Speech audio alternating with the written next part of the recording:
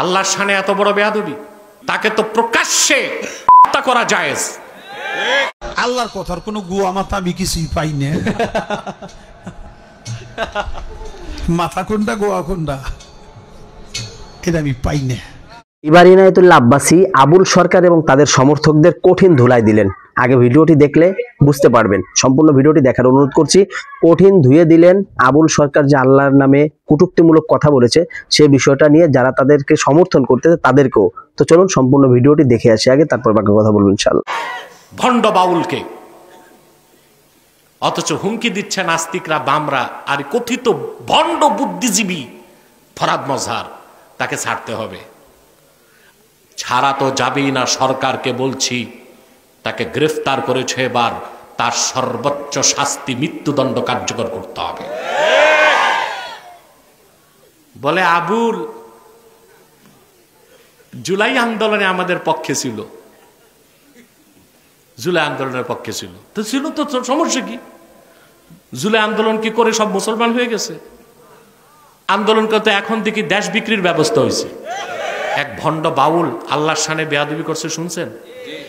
আহা, এইরকম বেয়াদবি আমার আত্মহত্যা করতে মন চায়, সহ্য হয় না, কিছু করতে পারি না, এই ব্যথায় আত্মহত্যা করতে মন চায়। যদি আমার আত্মহত্যা জায়েজ হইলে আমি আত্মহত্যা করতাম, কিন্তু আল্লাহ তার রাসূলের শানে বেয়াদবির কথাটা শুনতেও বেয়াদবির কোনো কথা আমার বরদাস্ত হয় না। এই ভণ্ড আবুল সরকার বাউল, এই বাউল নামের ফাউল জাহান্নামের কুত্তাটা আমার আল্লাহর শানে যে বেয়াদবি করেছে আমি তা মুখে উচ্চারণ করার সাহস রাখি না। আপনার তার ফাঁসি চান? আমরা তার ফাঁসি চাই। ভণ্ড ফরহাদ মজহার, ও আস্তিক কি নাস্তিক আমি জানি না, তবে ফরহাদ মজহার মুসলমান না, কাফের। সে হুমকি দেয় আবুল রে গ্রেফতার করা মানে আমাকে গ্রেফতার করা। বেটা ফরহাদ, তুমি কোন বাংলাদেশে?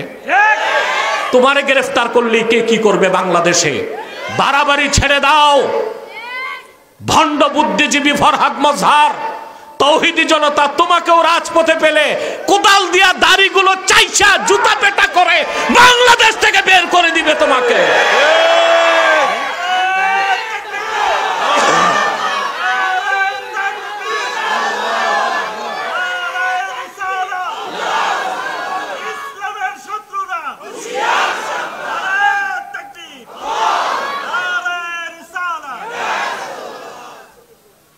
বলে আবুল জুলাই আন্দোলনে আমাদের পক্ষে ছিল, জুলাই আন্দোলনের পক্ষে ছিল তো ছিল, তো সমস্যা কি? জুলাই আন্দোলন কি করে সব মুসলমান হয়ে গেছে? আন্দোলন করতে এখন দেখি দেশ বিক্রির ব্যবস্থা হয়েছে।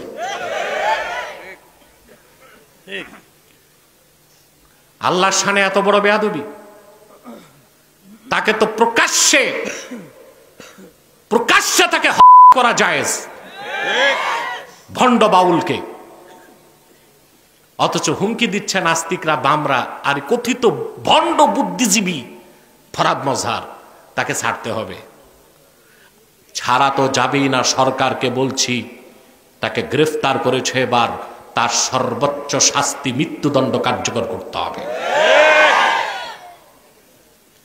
এখন আসেন, এই কথিত কিছু ইসলামপন্থী কিছু মৌলবী, মোটা মাথার মৌলবী আছে কিছু, জোর সব গলায় আর তলায়, মাথায় কোনো জোর নাই,